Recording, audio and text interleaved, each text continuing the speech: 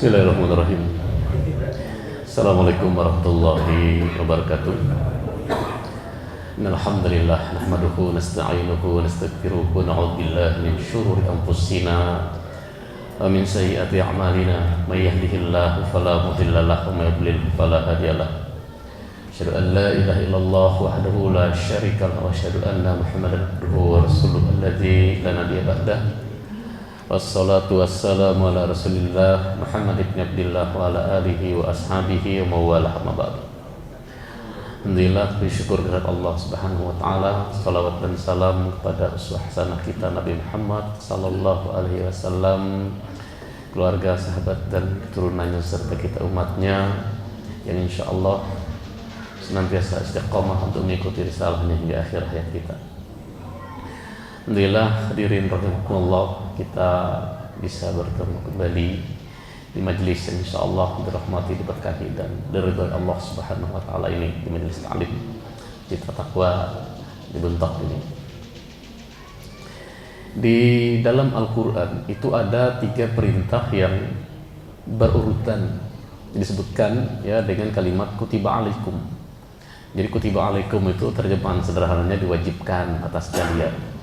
Yang paling populer tentunya adalah ayat 183 Al-Baqarah, di mana Allah Subhanahu wa taala menyebutkan, ya ayyuhalladzina amanu kutiba alaikumusiyam kama kutiba alal ladzina min qablikum la'allakum tattaqun. Hai orang-orang yang beriman, telah diwajibkan atas kalian berpuasa sebagaimana juga diwajibkan atas orang-orang sebelum kalian agar kalian bertakwa. Itu di ayat 183. Nah, kalimat yang sebelumnya ada 2 kewajiban lain. Ya, pertama di ayat 178. Jadi kita mundur sedikit dari 183 ke 178. Ya. Di ayat 178 itu disebutkan sama, diawali dengan ya ayyuhalladzina amanu kutiba alaikum.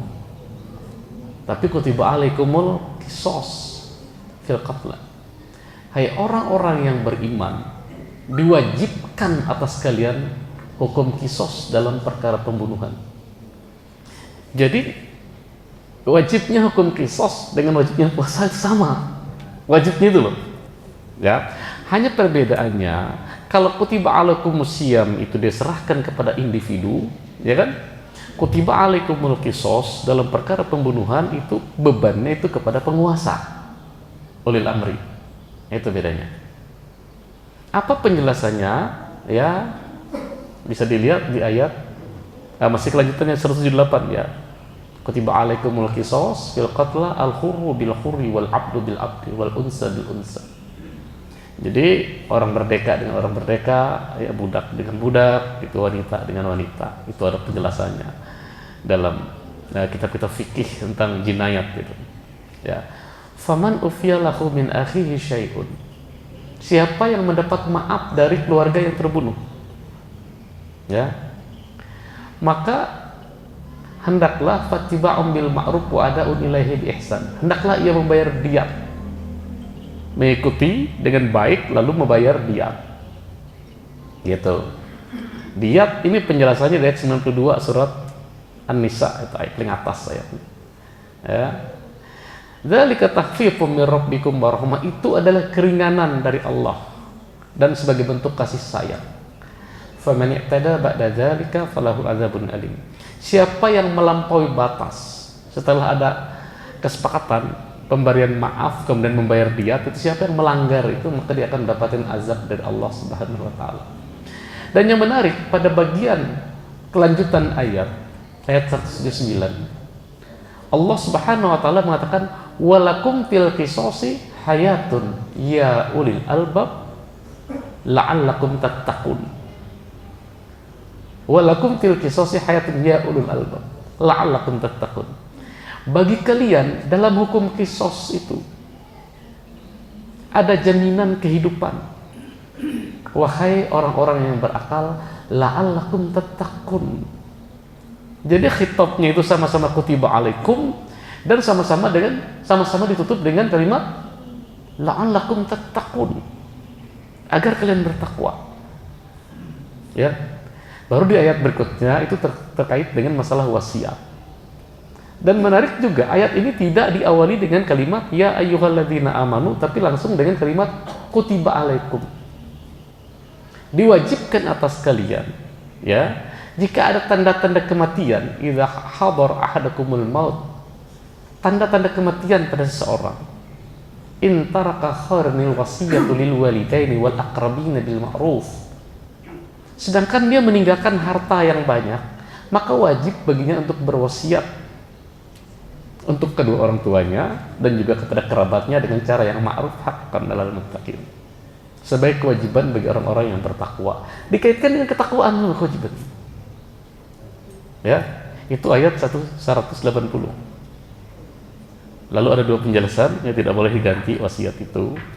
Ya. Baru ayat 183 nanti ada ya ayyuhalladzina amanu kutiba alaikumusiyam kama kutiba alal ladzina min qablikum la'allakum tattaqun. Diikuti penjelasannya sampai dengan ayat 187 masalah sahur itu.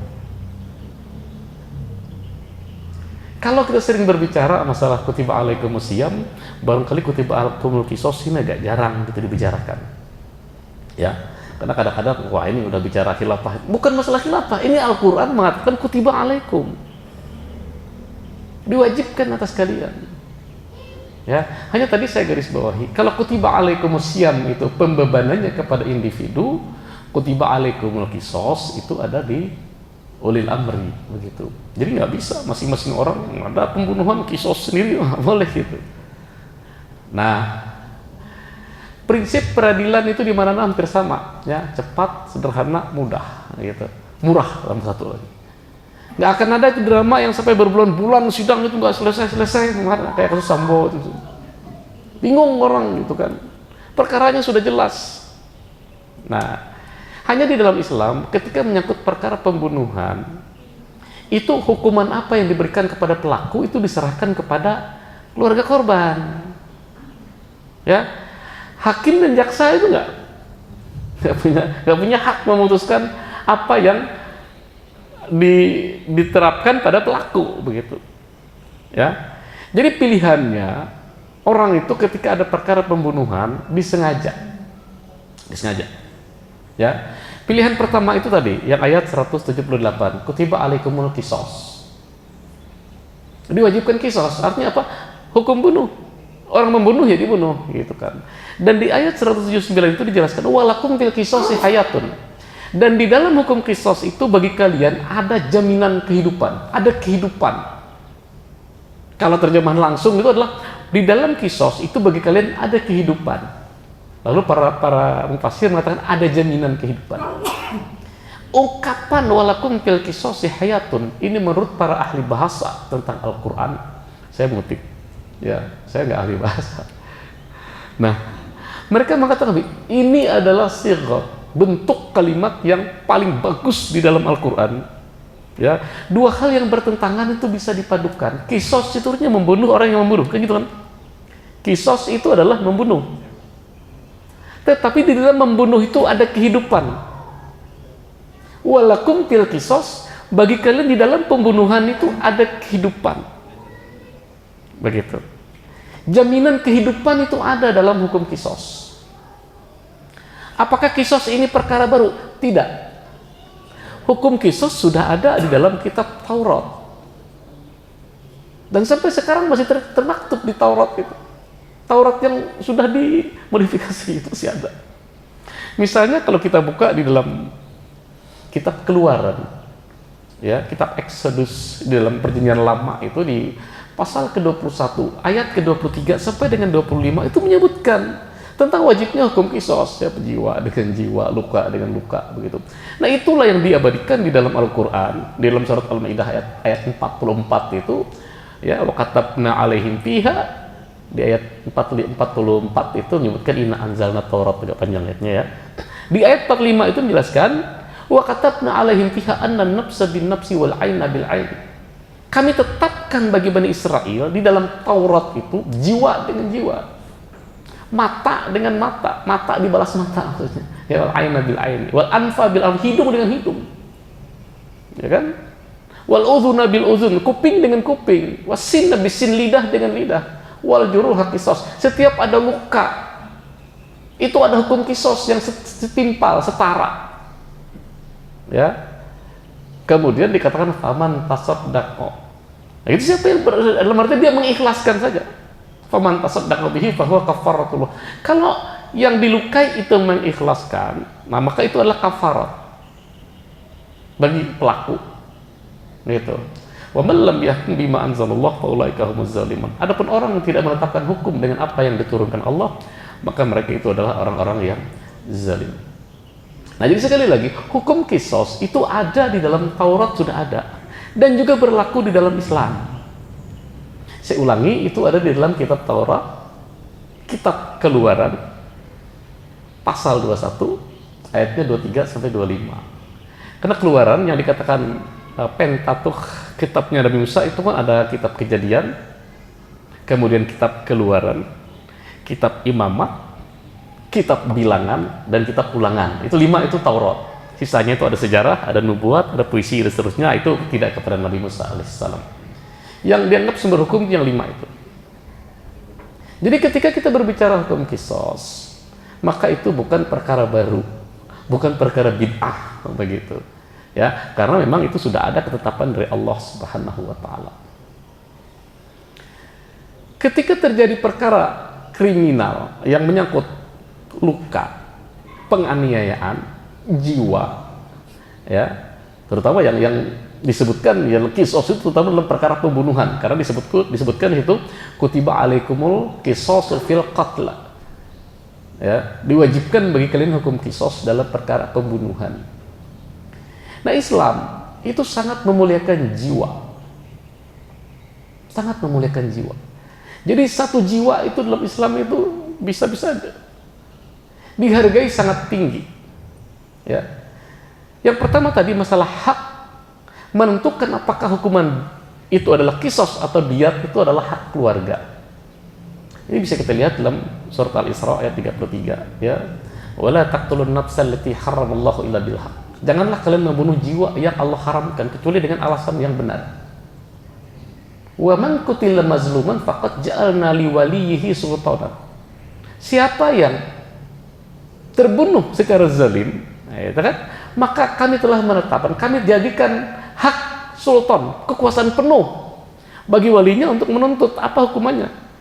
Dan hukumannya itu tadi, yang pertama adalah hukum kisos, yang kedua membayar diat, yang ketiga bisa saja kan faman tasaddaqa bihi fahuwa kafaratullah. Kalau keluarga itu memaafkan saja karena menganggap itu tidak sengaja, ya sudah selesai urusan. Tapi sekali lagi, apa hukumannya itu 100% diserahkan kepada pihak keluarga korban. Nah gitu. Jadi nggak ada yang namanya hakim, jaksa, pengacara, itu nggak usah ikut tuh. Ini kan kita kan nggak, pihak keluarga nggak ditanya, Anda minta hukuman apa, nggak akan pernah ditanya dalam hukum positif. Gitu. Ya, nah inilah salah satu bentuk keadilan yang kita bicarakan ini, satu yang general umum, berbicara masalah keadilan. Karena yang merasakan sakit, penderitaan itu adalah keluarga korban. Yang mati itu udah nggak ngerasa apa-apa, ya kan? Mati selesai urusan, gitu kan? Urusannya tinggal surga atau neraka aja lah gitu. Kalau di kuburan ya tinggal nikmat kubur atau siksa kubur urusannya. Tapi keluarga yang ditinggalkan inilah yang kemudian berhak, ya, untuk menuntut. Nah, tentang diat, ya, diat itu diatur misalnya di dalam surat An-Nisa ayat 92, ya, ayat 92 itu disebutkan fadiyatum musallamatun ila ahli wa tahriru raqabatin mu'minah itu, ya, wa ma kana lil mu'minin ay yaqtula mu'minan illa khata'an. Tidak sepantasnya seorang mukmin itu membunuh mukmin lain kecuali dengan tidak sengaja. Nah, itu wa man qatala mu'minan muta'ammidan, gitu kan. Wa man qatala mu'minan khata'an. Siapa yang membunuh seorang mukmin karena keliru, salah, maka wajib baginya fadiyatun musallamatun ila ahlihi wa tahriru raqabatin mu'minah. Maka wajib baginya untuk menyerahkan diat kepada keluarga yang terbunuh dan juga membebaskan seorang budak wanita beriman. Illa an tasaddaqu, kecuali keluarga yang terbunuh itu bersedekah, itu aja pengecualiannya. Ya. Nah, sekarang diat. Diatnya berapa? Diat itu bisa diat penuh, bisa diat separuh, atau diat sesuai dengan kemampuan orang yang membunuh. Kalau diatnya penuh, yang pertama tadi membebaskan budak wanita beriman ya, itu tetap ya. Jadi fatahriru raqabatin mu'minatin itu tetap. Nah, diyatun musallamatun ini ya, dalam hadis riwayat Tirmizi itu dirinci. Diat penuh itu 100 ekor onta. 100. Onta itu harganya sekitar 20 sampai 25 juta. Kalau membunuh satu jiwa, itu diatnya adalah 2 miliar atau 2,5. Kan dulu pernah ada kasus tuh, orang Indonesia yang membunuh, dituduh tepatnya, yang dari Jawa Timur itu. Ya, itu kan 2,4 kan? 2,4 miliar kan tebusannya itu.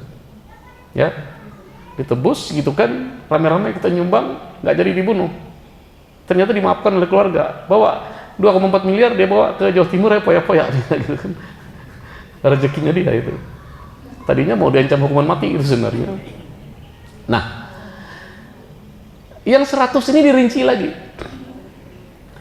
Yang 30 yang pertama, umur ontaknya tuh 3 sampai 4 tahun. Itu 30 yang pertama. 30 yang kedua, itu umur 5 sampai 6 tahun. Yang 40 sisanya, onta betina yang lagi hamil. Susah banget. Itu dalam hadis riwayat Tirmizi dirinci begitu kan namanya. Sebegitunya Islam itu menjaga jiwa seseorang. Ya, tidak sembarangan.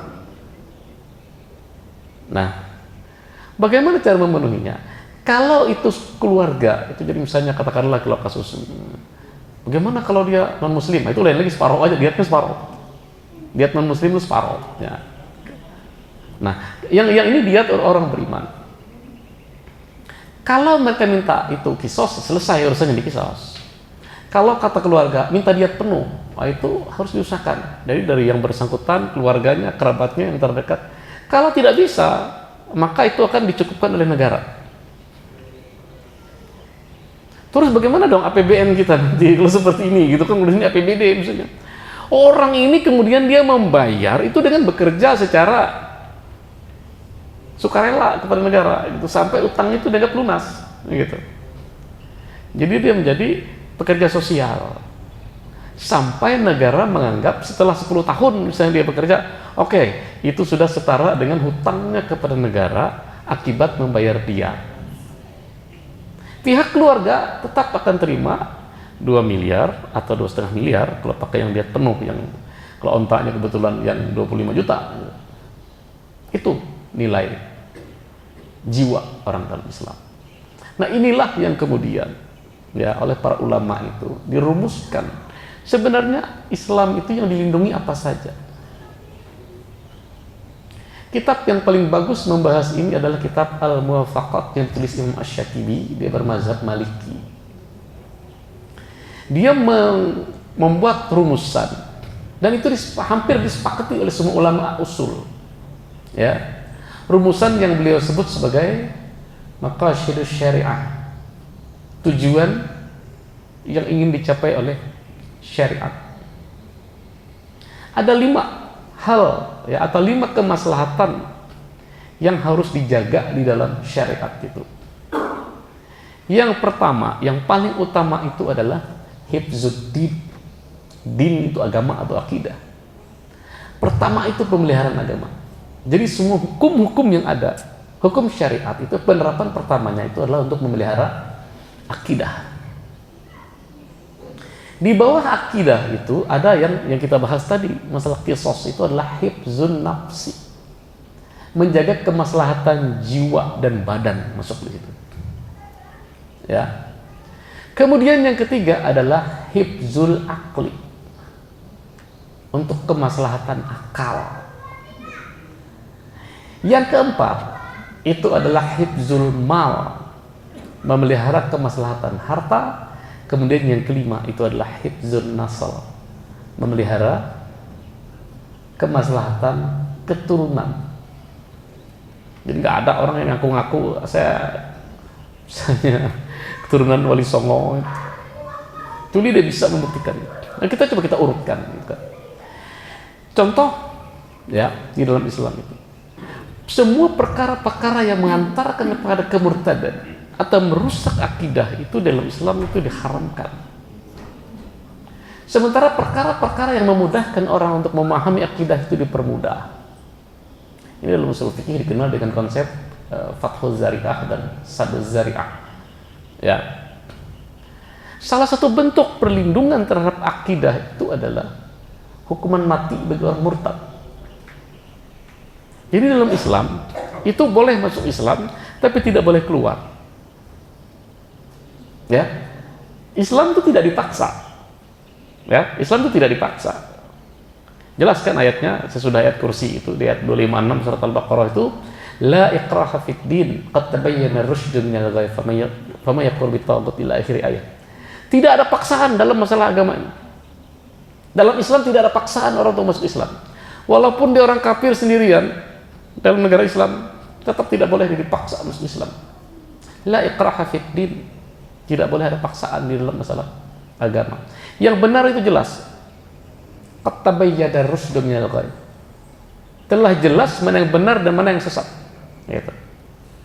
Sehingga orang apapun agamanya, apakah dia ateis, dia Yahudi, Nasrani, Sabi'in, keharingan misalnya di tempat kita, itu dia sendirian di tengah kaum muslimin, tidak boleh kita mengucilkan dia hanya karena dia agamanya berbeda dengan kita. Dijamin kebebasan beragamanya. Tapi begitu dia mengucapkan syahadat, maka dia terikat dengan hukum-hukum Islam. Dia wajib sholat, dia wajib puasa, gitu kan? Ya. Dan kewajiban-kewajiban lainnya sebagaimana kewajiban bagi umat Islam lain. Nah, tidak boleh dia murtad. Begitu. Walaupun faktanya orang murtad itu ada. Ya. Jadi dalam hadis riwayat Bukhari itu Rasulullah dengan tegas mengatakan man baddala dinahu faqtul. Siapa yang mengganti agamanya itu eksekusi saja.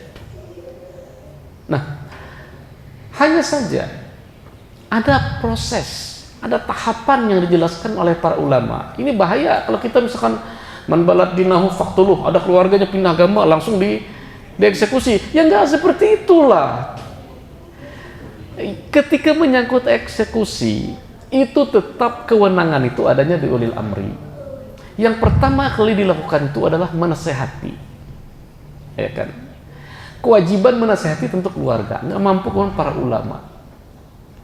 Diproses dulu itu, dikasih kesempatan untuk bertobat, dijelaskan, termasuk dijelaskan bahwa dia akan dieksekusi kalau keluar dari Islam. Kalau dia tetap istiqomah untuk keluar, misalnya, ya kita sebut saja istiqomah gitu. Ya udah, saya tahu saya akan dieksekusi, nggak apa-apa, saya tetap keluar dari Islam. Ya udah, itu dieksekusi. Sekali lagi yang mengeksekusi itu adalah penguasa sultan. Tidak bisa diserahkan kepada masing-masing individu. Ini hifzuddin, memelihara agama. Dan wasiat inilah ya yang disampaikan oleh Nabiullah Ibrahim alaihissalam dan juga Nabi Yakub kepada keturunannya. Ini bisa kita lihat di dalam surat Al-Baqarah ayat 132 ya, bagian terakhir juz awal itu. Awassa biha Ibrahim banihi wa Yaqub. Demikianlah Ibrahim telah berwasiat kepada keturunannya dan demikian juga Yaqub alaihissalam. Ya bani ya innallaha astafa lakumuddin fala tamutunna illa wa antum muslimun. Sesungguhnya Allah telah memilih agama ini untuk kalian. Maka janganlah kalian mati kecuali sebagai seorang muslim. Dan menurut para ulama, ini termasuk salah satu wasiat yang wajib disampaikan kepada anak-anak kita. Selalu kita berwasiat kepada anak kita itu sebagaimana kita berwasiat ketika kita berkhutbah, wala tamutunna illa wa antum muslimun. Hanya bedanya ini kalimat ini lebih yang sering diucapkan khatib itu ada di ayat 102 surat Ali Imran. Ini di Al-Baqarah 132. Ya, ya bani ya innallaha astafa lakumuddin fala tamutunna illa wa antum muslimun. Wahai anak-anakku, sesungguhnya Allah telah memilih untuk kalian agama ini. Maka janganlah kalian mati kecuali dalam keadaan beragama Islam. Jangan ada yang murtad gitu. Karena orang murtad itu dia bukan hanya di dunia, di akhirat dia pasti masuk neraka. Ya. Dijamin oleh Allah itu masuk neraka kekal. Bisa dilihat ya 217 Al-Baqarah. Ya. Wa may yartadid minkum an dinihi fayamut wa huwa kafir fa ulaika habitat a'maluhum fid dunya wal akhirah wa ulaika ashabun nar hum fiha khalidun. Siapa saja di antara kalian yang murtad dari agamanya, mati dalam keadaan kafir, fayamut wa huwa kafir, maka terhapus seluruh amal kebaikannya baik di dunia dan di akhirat, dan dia termasuk penghuni neraka yang kekal di neraka. Jadi tidak main-main murtad itu. Di dunia dia dieksekusi, kemudian di akhirat itu kekal di neraka. Jadi wasiat kita kepada anak, keluarga, teman, kerabat itu adalah wala tamutunna illa wa antum muslimun, dan itu diulang-ulang oleh khatib setiap Jumat itu. Ya, wala tamutunna illa wa antum muslimun, taqullaha haqqa tuqatih wala tamutunna illa wa antum muslimun. Prinsip yang pertama adalah hifzuddin. Yang kedua adalah hifzun nafs. Tadi masalah perlindungan jiwa. Dalam Islam itu bukan hanya jiwa dalam arti nyawa itu yang dilindungi, tapi juga anggota tubuh orang. Khusus yang berpasangan. Seperti disebutkan dalam ayat 45 tadi ya, kata wa katabna alaihim fiha anna nafsa bin nafs wal aina bil ain, mata dengan mata. Dua pasang mata ini itu dianggap satu diat penuh. Satu diat penuh itu maksudnya kalau dia membutakan mata orang yang sepasang seperti ini, diatnya sama dengan membunuh. Kalau orang melukai itu merusak mata orang sebelah sehingga dia tidak bisa melihat, menyiram air keras misalnya, sehingga mata sebelah itu nggak bisa melihat, diatnya separuh dari yang 100 itu. Jadi menjadi 15, 15, 20 begitu. Ya. 15 onta yang 3 sampai 4 tahun, 15 onta yang 5 sampai 6 tahun, kemudian ada 20 onta yang hamil. Kalau sebelah mata. Kalau kedua matanya buta, maka bayarnya itu 2,5 miliar, 22 sampai 2,5 miliar itu dendanya. Nilainya. Ya. Tangan. Kalau dia kedua tangannya putus akibat dizalimi orang, maka itu diatnya penuh. Kalau setengah ya setengah gitu. Sebegitunya Islam itu menjaga jiwa, ya, kehormatan anggota tubuh kita. Jari kita ini, jari ini sepele kan. Satu jari itu 10 onta. Ini jari ini putus nih, berkelahi kita gigit jari orang putus, itu denda 10 onta itu 200 juta. 200 juta tidak gampang. Makanya di negara-negara yang menerapkan sistem hukum Islam itu Anda bisa cek itu tingkat kriminalitas itu mendekati 0. Tingkat kriminalitas, bukan pelanggaran hukum ya, tingkat kriminalitas itu mendekati 0. Saya pernah cek gitu. Yang paling tinggi tingkat kriminalitasnya pasti negara-negara barat sana, ya, negara-negara barat yang pendukung PBB itu. Jadi ada aneh orang mau ganti mazhabnya, mazhab PBB misalnya setelah 101 abad, mau menjadikan piagam PBB sebagai sumber hukum Islam. Ini kan aneh. Itu negara-negara yang paling bermasalah itu, ya kan. PBB itu yang menguasai itu kan Rusia, Amerika, Prancis, Inggris, Cina kan. 5 itu negara kriminalitasnya paling bermasalah. Cina itu tentang itu organ-organ orang berjual, ya kan? Tuh yang jualan bayi segala macam, bukan bayi apa sih, janin dijual. Nah, jadi aneh kalau ada orang mau merujuk menjadikan piagam PBB itu sebagai salah satu referensi usul fikihnya begitu. Nah, baca aja lah beritanya, organisasi mana itu yang sahabat setelah itu tolak khilafah, dukung piagam PBB gitu kan.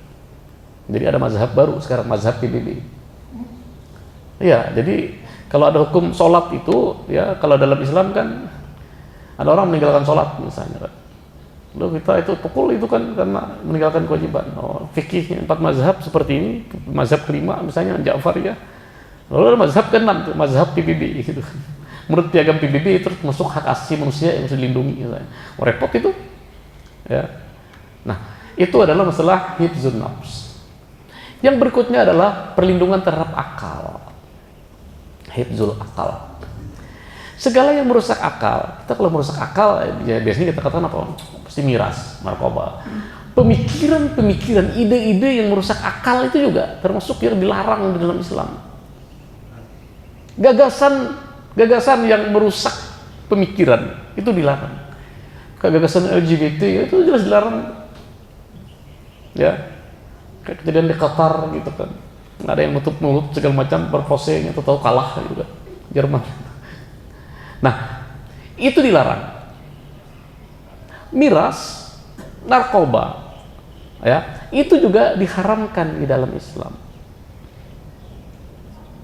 Segala sesuatu yang ada hubungannya dengan itu diharamkan. Itu untuk apa? Memelihara supaya akal kita ini terpelihara. Orang kalau sudah minum miras, itu akalnya hilang. Jadi Rasulullah Sallallahu Alaihi Wasallam, hadis riwayat Abu Daud itu mengatakan al-khamru umul khaba'is. Khamr itu induk segala macam keburukan. Ya. Khamr dengan narkoba itu kira-kira kerugiannya besar mana? Besaran khamr. Jadi kecelakaan di jalan raya akibat khamr, miras, itu mencapai 60%.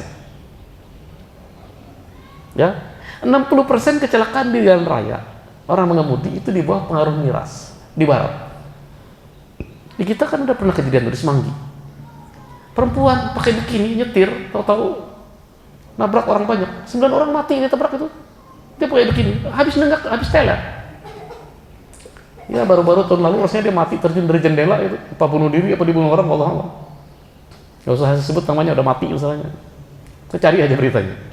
Ya, itu orang yang sama dengan orang yang nabrak waktu di Semanggi itu. Pengaruh miras.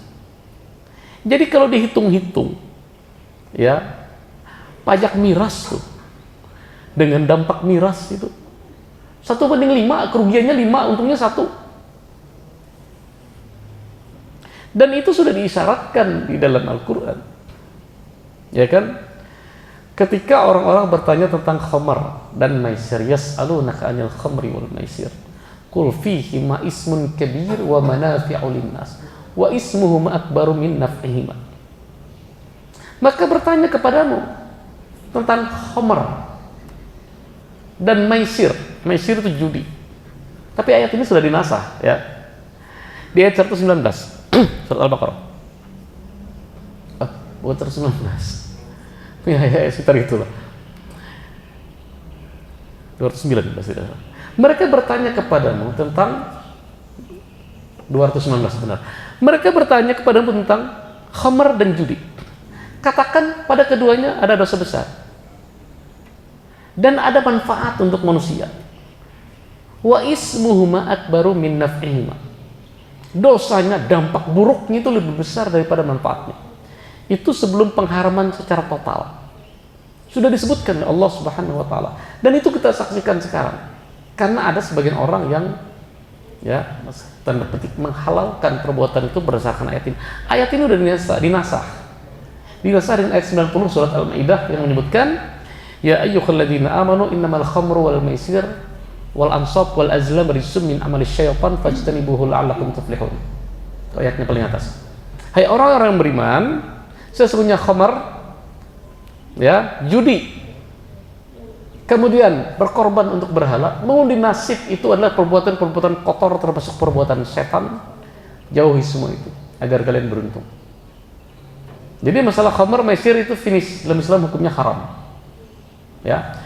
Ada sebagian orang yang mengambil ayat ini yang tadi, yang yas'alunaka 'anil khamri wal maisir. Mereka bertanya kepada engkau tentang khamar dan maisir. Dijadikan ayat untuk menghalalkan.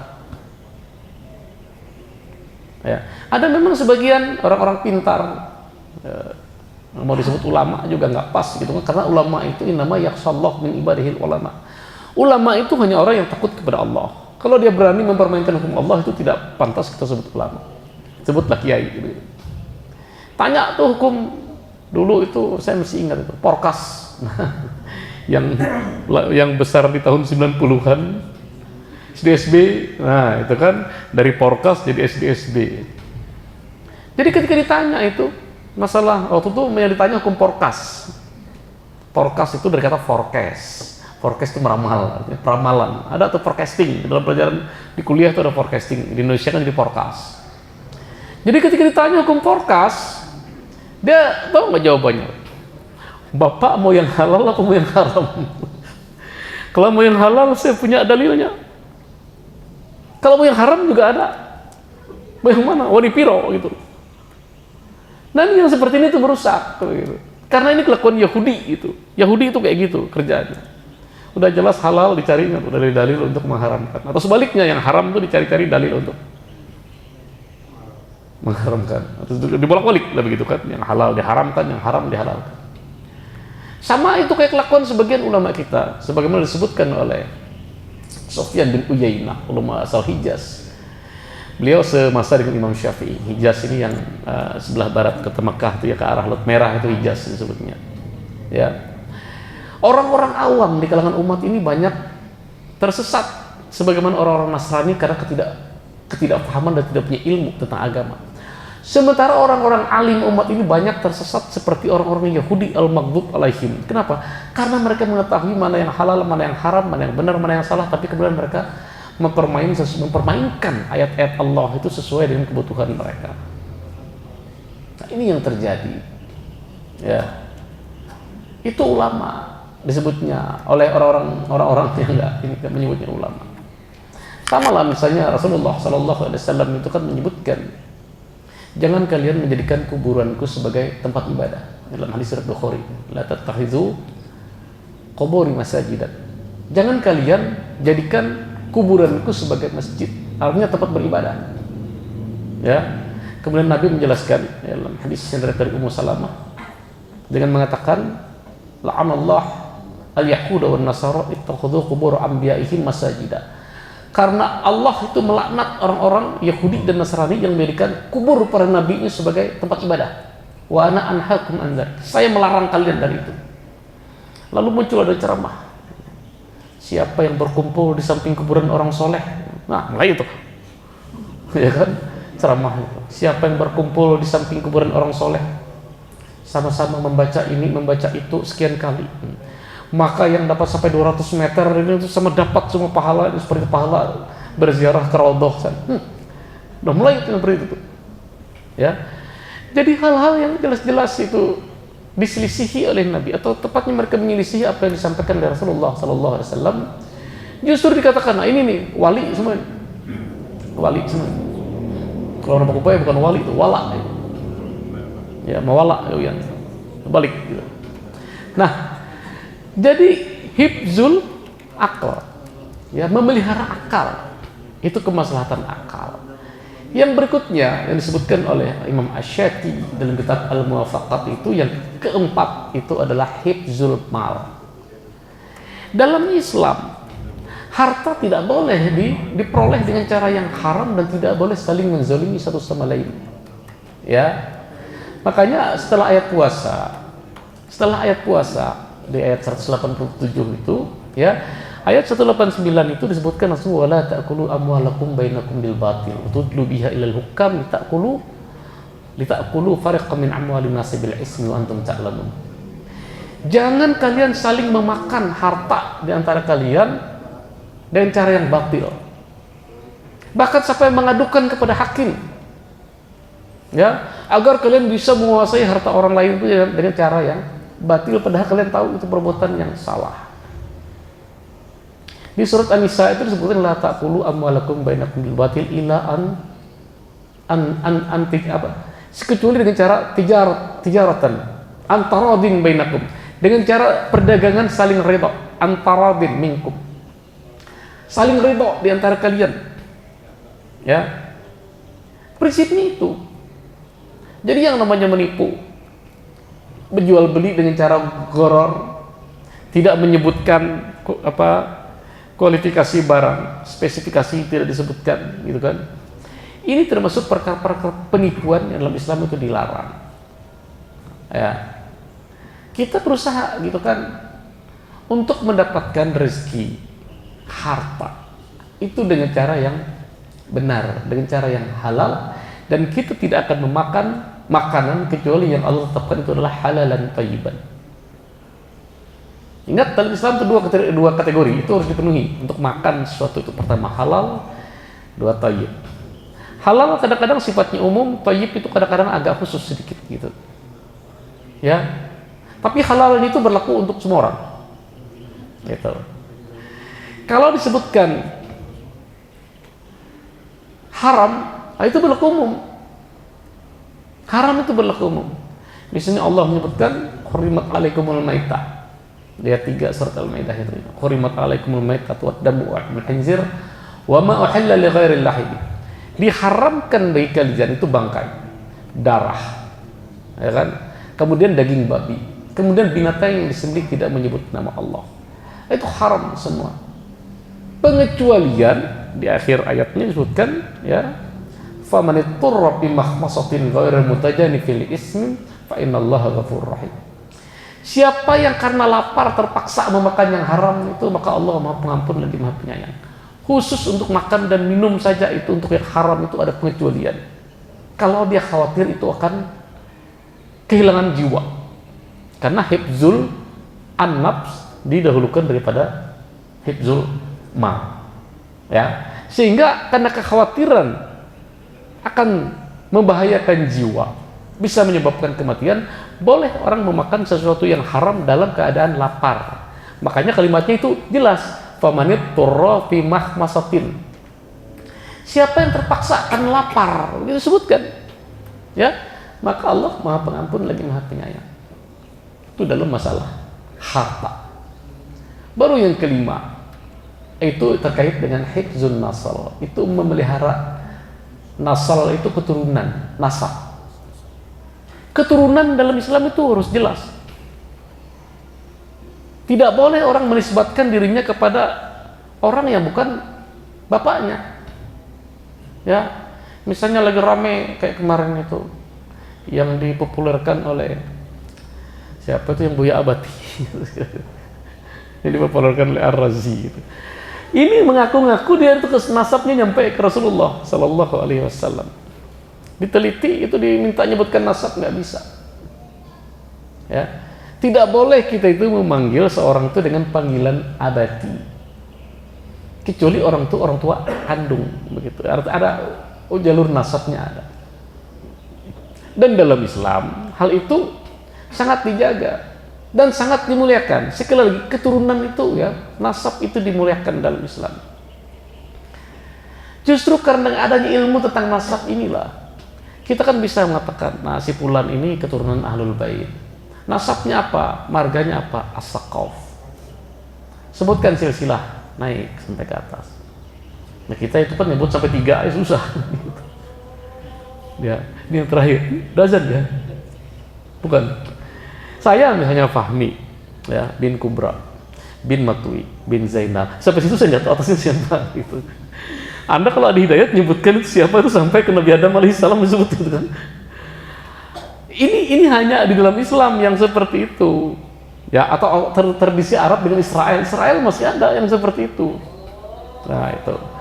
Jadi ketika kita menetapkan hukum, maka kita jangan sampai pernah keluar, kalau kebetulan adalah anggota dewan atau ingin menetapkan hukum, jangan pernah keluar dari pertama itu untuk menjaga kemaslahatan akidah, kedua itu kemaslahatan jiwa, kemudian kemaslahatan akal, harta, kemudian keturunan.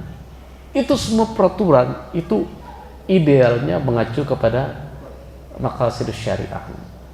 Ya, Allah a'lam bishawab. Mudah-mudahan ini bermanfaat buat kita semua. Subhanallah wa bihamdika, asyhadu an la ilaha illa anta, astaghfiruka wa atubu ilaik. Alhamdulillahirabbil alamin. Assalamualaikum warahmatullahi wabarakatuh.